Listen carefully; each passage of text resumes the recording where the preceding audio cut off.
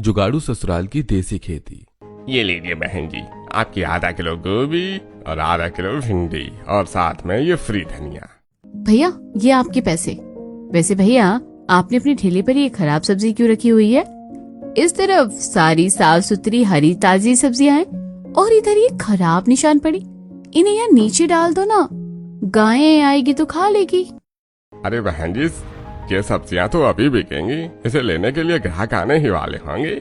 भैया ये सब्जियां तो फेंकने लायक है, भला इसे कौन खरीदेगा?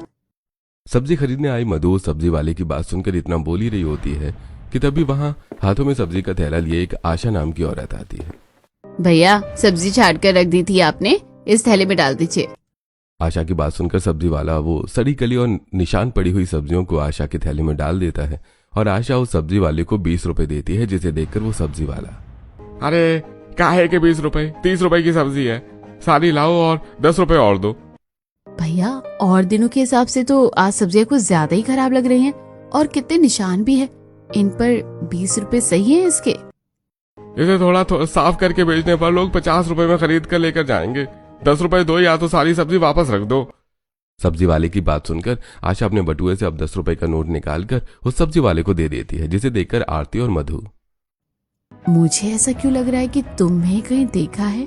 अरे आरती, ये तो वही है जो हमारी पिछली गली में रहती है। अरे जिसका वो छोटा सा घर है। अरे हाँ याद आया, तुम भी सारी सब्जी ले जाती हो पकाने के लिए। अरे ये सब तो फेंकने लायक है, तुम इसमें से पकाओगे क्या? हाँ लेकिन वो अभी घर के हालात कुछ ठीक नहीं है ना, तो इसलिए मैं ये थोड़ी सस्ती सब्जी ले जाती हूँ घर के लिए। अरे सस्ती नहीं, बेकार बोलो। घर के हालात ठीक नहीं है, बात समझ आती है, लेकिन इस तरह की सब्जियां कौन खाता है? इसे खाकर बीमार पड़ना है क्या? रहने दे मधु, इन गरीबों को समझाने का कोई फायदा नहीं है। हमें तो बस लगता है इनके पास पैसा नहीं है, लेकिन इनके पास बहुत पैसा है। पता नहीं इतना पैसा रखकर ये लोग जाएंगे कहाँ। आरती और मधु की ऐसी बातें सुनकर आशा को थोड़ी शर्म महसूस होती है और वो फौरन अपनी सब्जी का थैला लिए सीधा घर पर आ जाती है। आशा बहू आ गई तू? आ जाने में काफी वक्त लग गया है। पता है बच्चे कब से खाना खाने के लिए कह रहे हैं। आज तो मुझे भी शाम से ही भूख लग गई है। माँ जी वो आगे वाला रोड बन रहा है ना, तो पीछे वाले रोड से आई थी, इसलिए टाइम लग गया। मैं भी खाना बना देती हूँ। आशा अपनी जेठानी के साथ अब सब्जियां को छाटने के लिए बैठ जाती है, तो वहीं माया आटा गूंथ रही होती है। इस बार तो आटा भी काफी जल्दी खत्म हो गया। 2 दिन के लिए ही आटा बचा है, फिर क्या करेंगे हम? इतनी जल्दी आटा कैसे खत्म हो गया? पूरे दिन भर में मुश्किल से 2 वक्त का खाना तो खा पाते हैं हम। अर्जुन का काम भी पिछले 3 महीने से मंदा पड़ा है, अब राशन कहाँ से आएगा? माँ जी आप चिंता क्यों कर रही है, कुछ न कुछ जुगाड़ निकल ही जाएगा। वैसे आशा आज तुम ये सब्जियां कहाँ से लेकर आई हो? ये कुछ ज्यादा ही खराब नहीं है, आधे से ज्यादा तो फेंकने में ही चली गई। क्या करूं भाभी, सब्जी वाले के पास यही सब्जी बची थी और तो उसने सब्जी के भी 30 रुपए लिए। रत्ती भर तो सब्जी है, सब कैसे खाएंगे? अब हर बार की तरह इस बार भी सब्जी में पानी ही मिलाना होगा, तभी सबकी प्लेट में आधी आधी कटोरी सब्जी आएगी। सब्जी बनाते हुए संगीता ढेर सारा पानी डाल देती है, तो वहीं माया सभी घर वालों के लिए एक एक रोटी बना देती है। थोड़ी देर में अर्जुन आ जाता है और अब सभी एक साथ बैठकर खाना खाते हैं।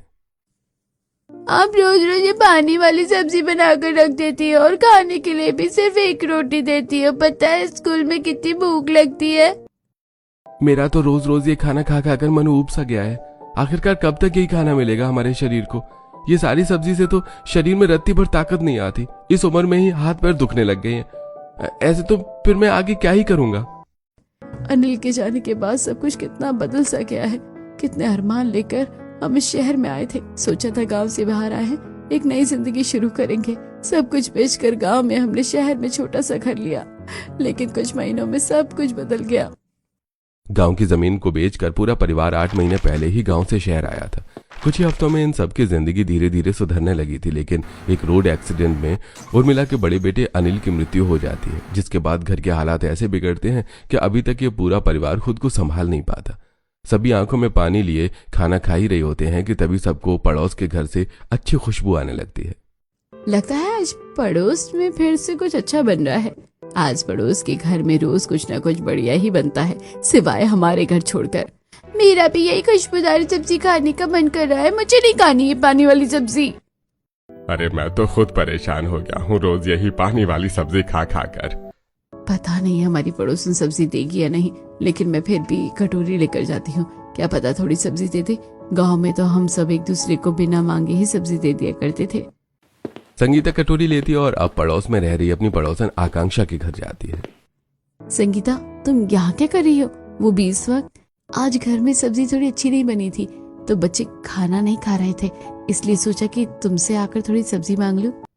हाँ, बस यही रह गया ना कि मैं इन गरीबों को अपने घर की सब्जियां देती रहूं।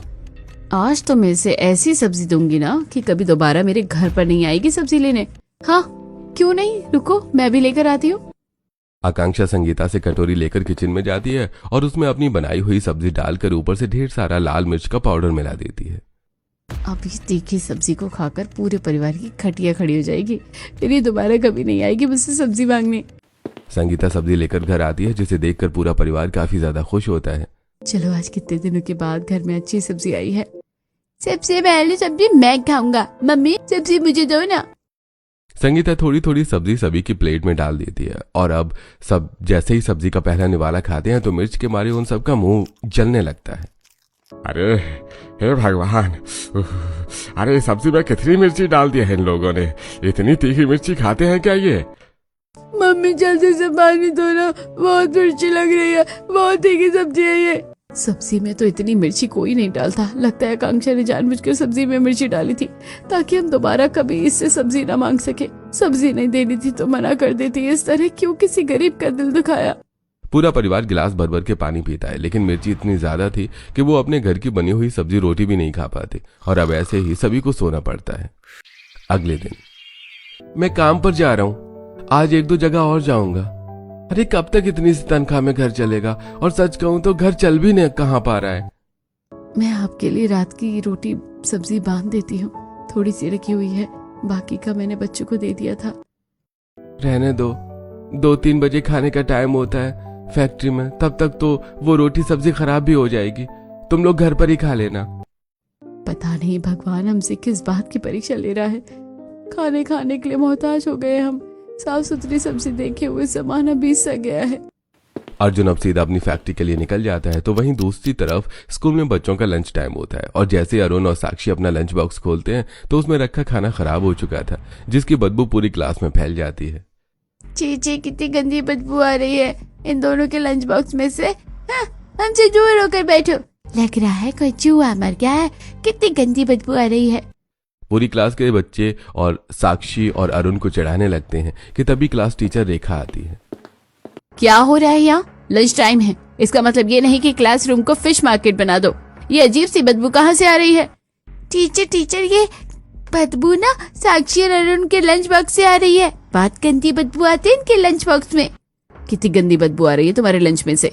तुम क्या सड़ा हुआ खाना लेकर आते हो? कल अपनी मम्मी को बुलाकर लेकर आना और अपना ये टिफिन जाकर खाली करो, वरना हम सब तो बदबू में ही मर जाएंगे।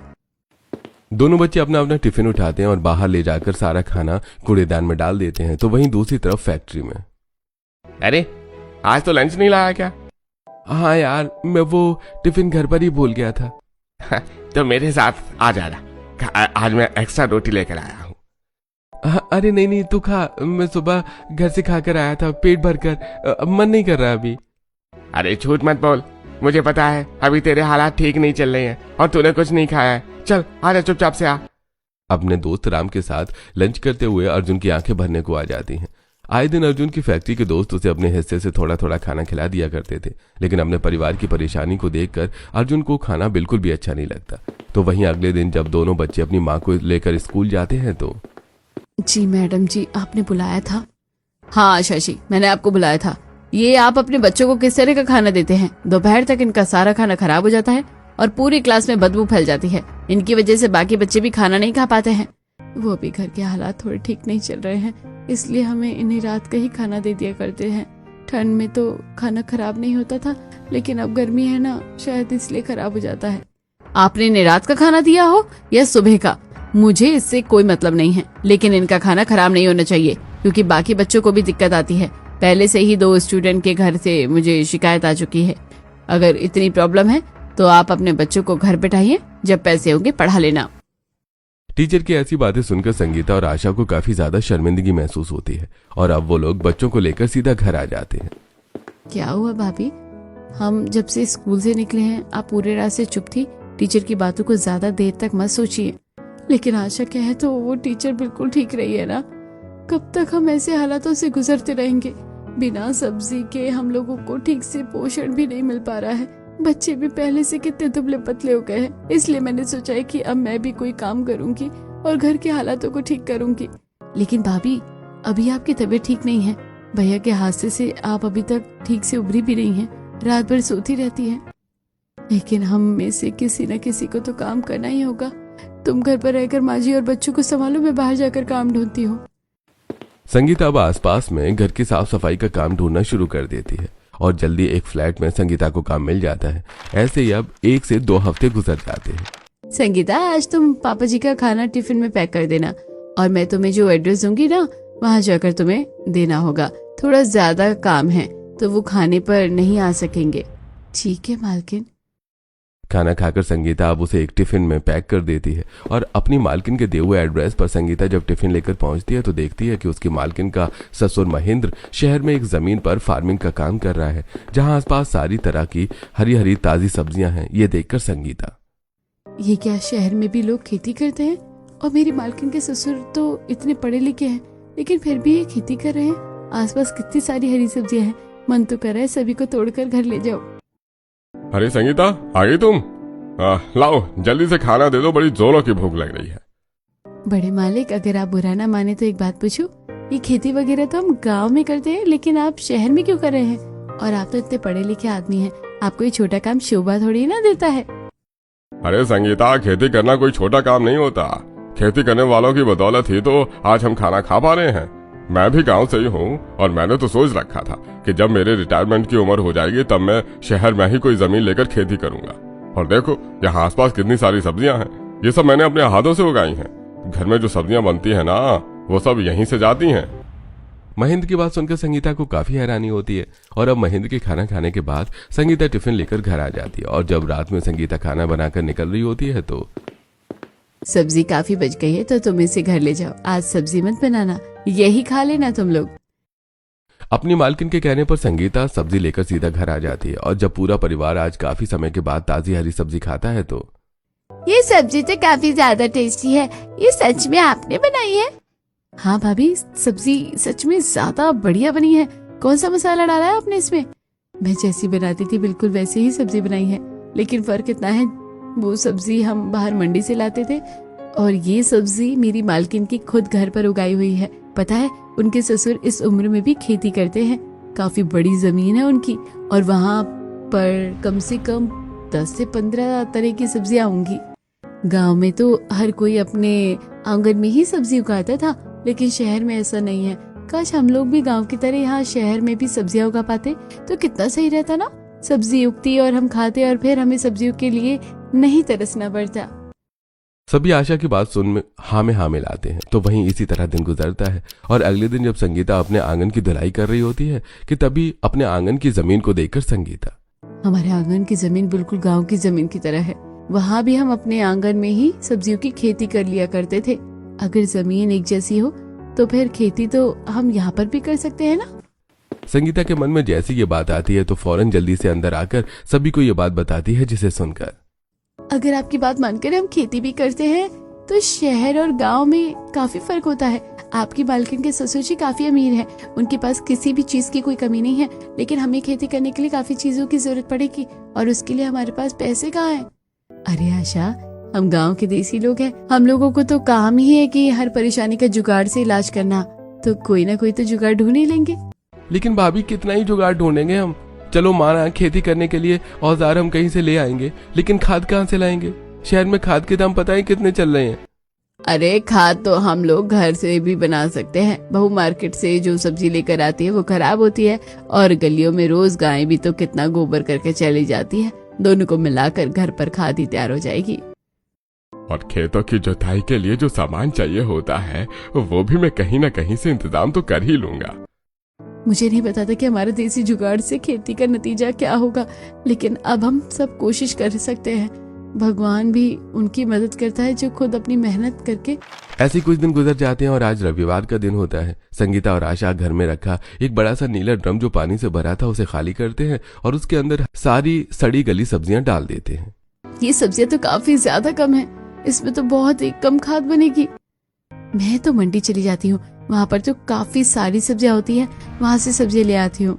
आशा सीधा मंडी जाती है और सब्जी वाले के पास जाकर उससे सारी खराब सब्जियां मांगने लगती है, जिसे देखकर सब्जी वाला, अरे जो तुम पहले सब्जी ले जाती थी वो थोड़ी बहुत खाने लायक होती थी, लेकिन अब तो तुम ये सारी सब्जियां खराब ले जा रही हो। अरे इसे तो कोई जानवर भी नहीं खाएगा, क्या करोगी इसका? ये आपके किसी काम की नहीं है तो हमें दे दीजिए। इतनी पूछताछ का क्या फायदा, कुछ न कुछ तो कर ही लेंगे हम। आशा कई सारी सब्जी वालों के पास से सड़ी हुई सब्जियां भरकर इकट्ठा कर लेती है, तो वहीं दूसरी तरफ माया, साक्षी और अरुण के साथ गली मोहल्ले के बाहर से गोबर इकट्ठा कर रही होती है। बुआ वो देखो यहाँ पर भी ढेर सारा गोबर पड़ा है, उसे पन्नी में इकट्ठा कर लो। मैं भी यहाँ से गोबर इकट्ठा कर रही हूँ, इतना सारा गोबर खाद के लिए सही रहेगा। ये तुम लोग क्या कर रहे हो, गोबर क्यों इकट्ठा कर रहे हो? छी, तुम जैसे गरीबों से तो बस यही उम्मीद की जा सकती है। आसपास से गुजर रहे लोग माया को काफी ज्यादा ताना दे रहे होते हैं, लेकिन सबकी बातों को नजरअंदाज करके माया गोबर इकट्ठा करती है और सीधा घर ले आती है, जहां वो सभी मिलकर ड्रम के अंदर बाकी लाई हुई सब्जियां और गोबर डाल देते हैं। धीरे धीरे बीतने दिनों के साथ साथ खाद बननी शुरू होने लगती है, लेकिन खाद से निकल रही बदबू की वजह से आसपास के लोगों को परेशानी शुरू हो जाती है। पता नहीं इन लोगों ने अपने आंगन में क्या सड़ा के रखा है, 2-3 दिन से लगातार बदबू आ रही है। बदबू से परेशान कुछ पड़ोसी अब उनके घर आते हैं। तब लोगों ने क्या सड़ा दिया है, पता है कितनी गंदी बदबू आ रही है, मैं तो ठीक से खाना भी नहीं खा पा रही हूँ। हम अपने आंगन में खेती करने का सोच रहे हैं ना, तो उसके लिए खाद बना रहे थे, और जब खाद बनता है तो उसमें ये बदबू तो आएगी, सिर्फ 2-4 दिन की बात है, फिर खाद बनकर तैयार हो जाएगी। तुम्हारी खाद बनने के चक्कर में हम लोगों का तो दम ही घुट रहा है। आसपास के पड़ोसियों को इतना भड़कता देखकर संगीता और आशा के पास अब कोई रास्ता नहीं बचता और अब वो इस ड्रम को ले जाकर घर के अंदर रख देते हैं। बहू, हमने खाद बनने के लिए तो रख दी है और कुछ दिनों में वो बन जाएगी, लेकिन सब्जियों के बीज का क्या करें, वो कहाँ से लेकर आएंगे हम लोग? माँ, भाभी जो सस्ती मंडी से सब्जियां लेकर आती है उसमें से कई सारी सब्जियां काफी पकी होती है, हम उनके बीज निकाल कर रख लेंगे और वही खाद में डाल देंगे। अरे वाह माया, तुम्हारा दिमाग तो बिल्कुल किसान की तरह काम कर रहा है। देखा माँ जी, मैंने कहा था ना कि हमारा देसी परिवार जुगाड़ करके खेती कर लेगा। इस तरह 2-4 दिन गुजरते हैं और अब खाद बनकर पूरी तरह से तैयार हो जाती है, जिसे देखकर मिथिलेश और अर्जुन दोनों आंगन में जुताई का काम शुरू कर देते हैं। मुझे भी जुताई करनी है आप लोगों की तरह, मुझे दो ना हल। अरे जब आप बड़े हो जाओगे ना तब करना, ये हल काफी भारी है, मुझसे खुद नहीं उठ रहा, आप कैसे उठाओगे? पापा जी दे दीजिए इसे, वरना यही जमीन पर लेट कर जिद करने लगेगा। मिथिलेश अरुण को हल दे देता है। नन्ना सा अरुण हल को उठाने के बजाय खुद ही नीचे गिर जाता है, जिसे देखकर सब वहीं हंसने लगते हैं। इसी तरह पूरा परिवार खेतों जुताई करके उस पर खाद डाल देता है और ऊपर से इकट्ठा किए हुए बीजों को डालकर फिर से उस पर खाद की एक और परत डाल देते हैं। मम्मी, अब इसमें इसे सब्जी कब उगेगी? कल रात तक उग जाएगी ना सब्जियाँ? सब्जियों में तो अभी काफी समय लगेगा, कई हफ्ते लग जाएंगे सब्जियाँ उगने में। बस हमें रोज अपनी फसलों का अच्छे से ध्यान रखना होगा। अब समय यूं ही गुजरता रहता है। पूरे मोहल्ले भर में यही एक ऐसा परिवार था जो अपने आंगन में सब्जियों की खेती कर रहा था, जिसे देखकर आसपास रह रहे कई सारे अमीर लोग उनका काफी मजाक उड़ाते हैं। ये कोई छोटा मोटा गांव लग रहा है जो यहाँ पर खेती करना शुरू कर दी। तुम्हें क्या लग रहा है कि यहाँ पर सब्जियां उगेंगी? जब मुंह से कुछ अच्छा नहीं निकलता ना तो बुरा भी नहीं निकलना चाहिए। जब भी मुंह खोलती हो हमेशा बुरी बोलती हो। राहु केतु के काल में पैदा हुई थी क्या तुम? उर्मिला की ऐसी बातें सुनकर मनोरमा का मुंह बंद हो जाता है और अब ऐसे ही समय गुजरता रहता है। माया अपने आंगन में उगी हुई सब्जियों के साइड में लकड़ियों से एक स्टैंड बनाकर हल्की हल्की जमीन से निकल रही सब्जियों की बेल को उस पर टांगने लगती है, जिसे देखकर संगीता, ये क्या कर रही हो तुम? लौकी तोरी जैसी सब्जियों के तो बेल होते हैं ना, तो मैंने उनको छोटी छोटी उगी बेलों को इन लकड़ियों के सहारे टांग दिया है। अब ये सारी सब्जियां आराम से बेल पर उग जाएंगी और हमारे पास फिर से और सब्जियों की खेती के लिए थोड़ी जगह बच जाएगी।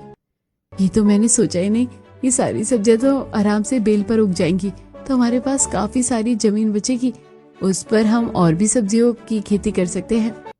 अब धीरे धीरे दिन गुजरने लगते हैं। गांव की तरह ही शहर में खेती करने की वजह से खेत के आसपास हर वक्त काफी सारे कौवे उड़ते आते रहते थे, जिसे देखकर पड़ोस के बच्चे काफी डरते हैं। रोहन बेटा, क्या हुआ तुम्हें? आजकल तुम घर में ही खेलते हो, बाहर जाकर खेलो ना।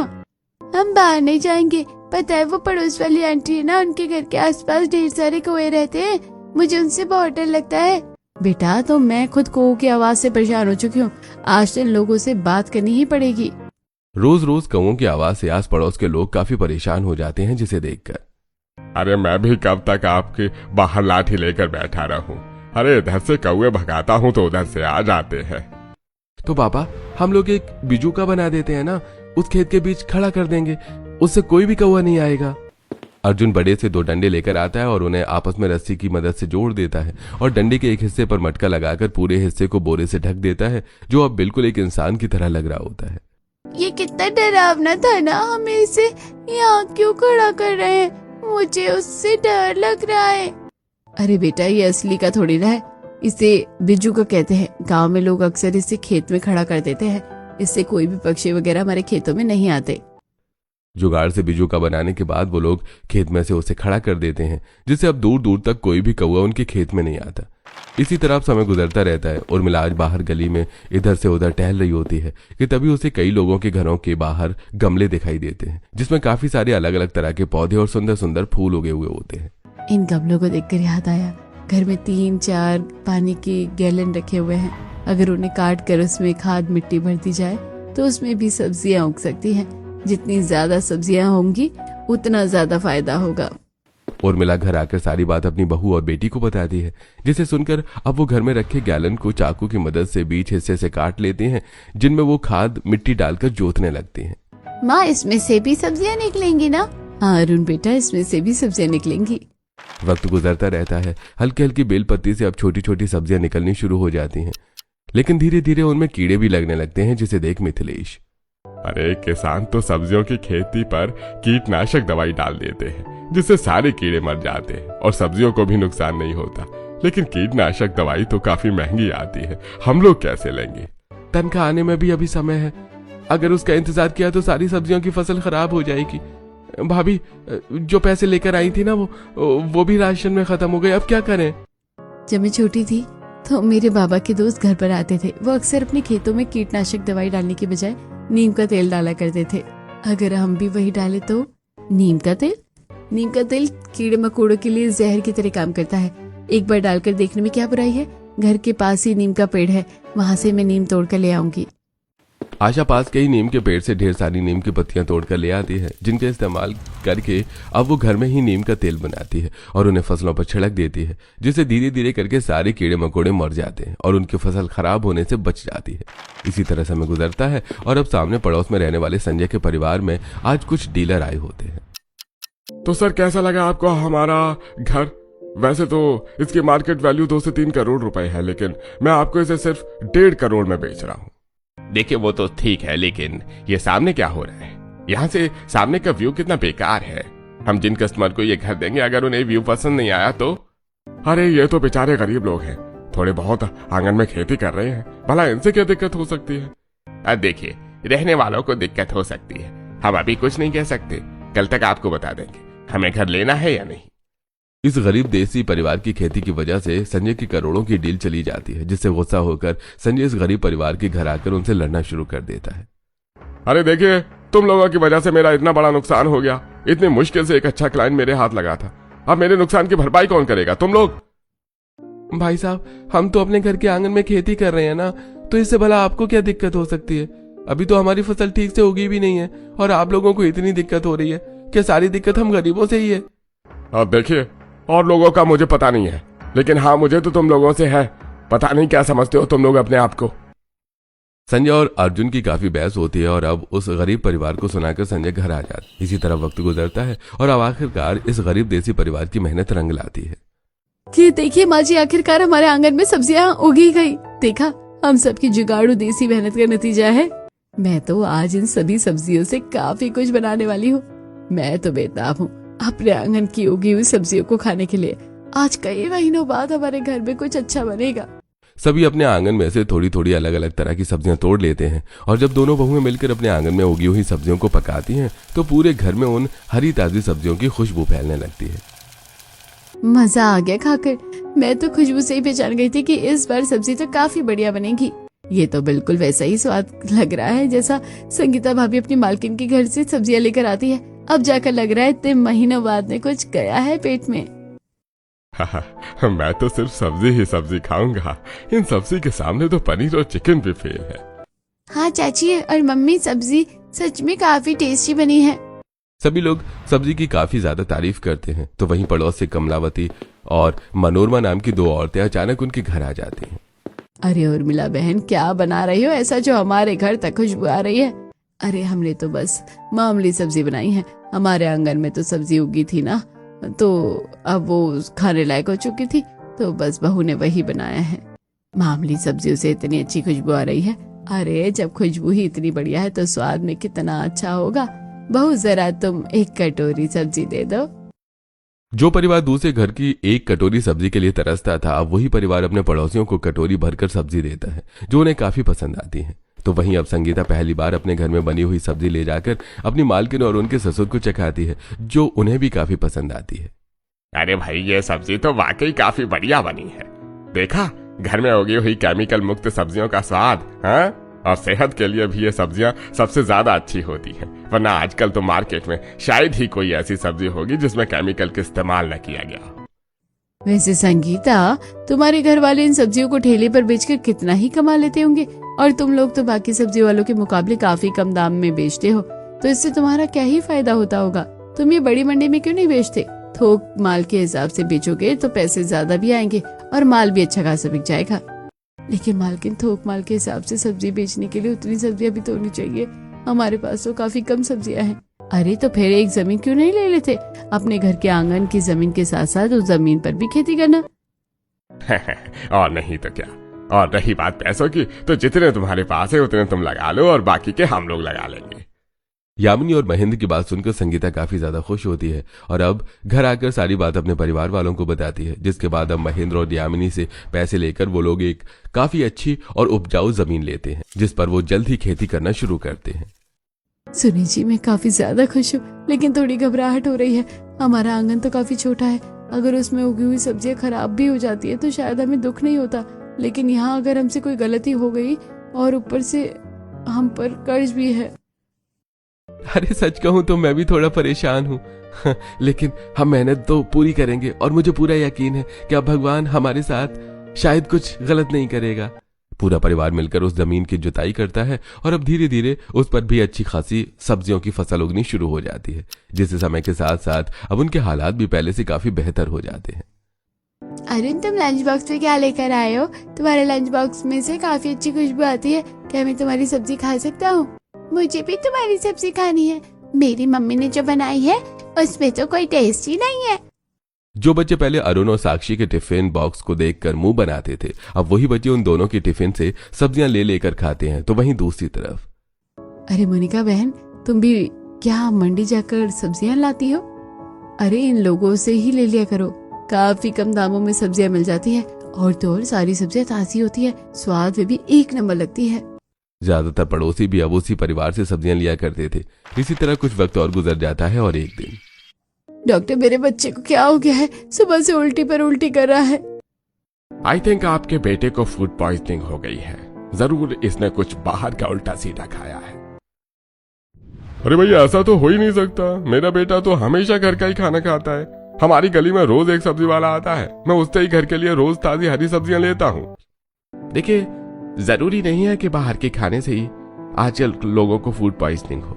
आजकल मार्केट में लोग सब्जियों में भी काफी भारी मात्रा में मिलावट कर रहे हैं। लगता है उसी मिलावट का असर है ये।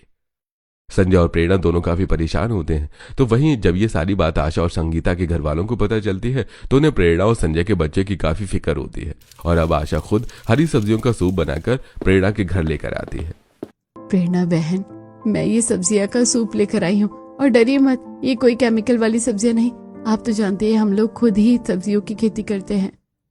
आशा से सूप लेकर प्रेरणा अपने बच्चों को पिला देती है, और अब आशा और संगीता रोज प्रेरणा के बच्चों के लिए सब्जियों से बना ताजा सूप पिलवाती हैं, जिसे पीकर उनके बच्चे की हालत में काफी सुधार आता है। और ये सब देखकर संजय आज उनके घर आता है, जिसे देख, अरे संजय भाई साहब, आप? देखिए, मैंने जो आप लोगों के साथ उस दिन बर्ताव किया था उसके लिए मैं माफी मांगने आया हूँ, और थैंक यू सो मच। आप लोगों की वजह से सच में मेरे बेटे की सेहत में काफी सुधार आया है। अरे इसकी कोई जरूरत नहीं है, मेरे बच्चे की तरह ही आपके बच्चे भी हैं, और आप एक बाप का दर्द तो मैं ही समझ सकता हूँ। इसी के साथ अब अर्जुन और संजय के परिवार के रिश्ते भी ठीक हो जाते हैं, और इसी के साथ अब पूरा परिवार अपने इसी काम को आगे बढ़ाता है और एक अच्छी खासी जिंदगी जीता है।